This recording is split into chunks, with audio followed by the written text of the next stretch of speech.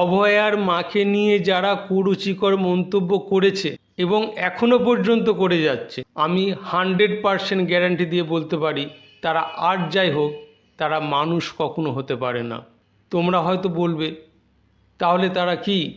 অবশ্যই তারা পশু, এবং পশুদের মধ্যে সবচেয়ে নিকৃষ্টতম যে পশু, সেই পশু হলো এরা। আমি জানি না পশুদের মধ্যে কোন পশুটা সবথেকে নিকৃষ্টতম, তবে যে পশুটা সবথেকে নিকৃষ্টতম সেই পশু হলো এরা। আমি জানি না তার সঙ্গে তুলনা করায় সেই পশুটাকে ছোট করা হবে কি না। তোমরা হয়তো আবার বলবে কি বলছো দাদা, এদের দেখতে পুরো মানুষের মতো, হাত পা চোখ সব মানুষের মতো, তাহলে এরা পশু হলো কিভাবে? আরে ভাই, ভগবান এদের মানুষই করতে চেয়েছিল, আর সেই জন্যই এদের দেখতে মানুষের মতো।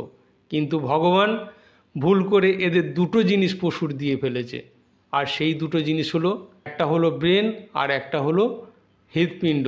আর সেই জন্যই এদের মানুষের মতো দেখতে হলো, এদের আচার আচরণ ব্যবহার টোটালি পশুর মতো। আর একটা কথা আমি কাকিমাকে বলবো, কাকিমা আপনি একটা ভালো কাজ করতে চলেছেন, আর ভালো কাজ করলে হাজার বিপদ আসে, হাজার বাধা আসে, আর সেই বাধা অতিক্রম করে আপনাকে আগাতে হবে। ভয় পেয়ে কোনোভাবে পিছিয়ে যাওয়া যাবে না। আপনি তো জানেন গীতাতে ভগবান বলেছে এই সৃষ্টিতে দু রকম মানসিকতার মানুষ আছে।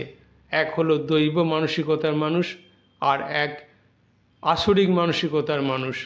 আর এরা হলো সেই আসরিক মানসিকতার মানুষ। এদের কাজটাই হলো মানুষের ক্ষতি করা, এদের কাজটাই হলো মানুষের নিন্দা করা, এদের কাজটাই হলো ভালো কাজ করতে না দেওয়া। তাই কোনোভাবেই আপনি পিছিয়ে আসবেন না। আমরা সবাই আপনার সাথে আছি, এই দেশের জনগণ আপনার সাথে আছে।